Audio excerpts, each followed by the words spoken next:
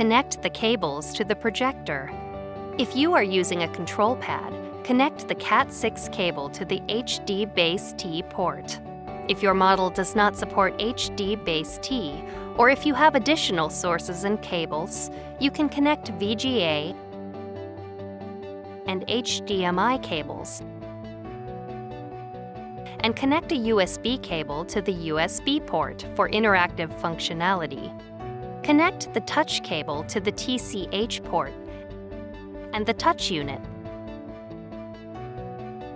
Connect the power cable to the projector. Arrange the cables in a manner that best fits your installation and secure any extra cabling on top of the mount arm. Attach the cable cover. Then connect the power cable to the power outlet.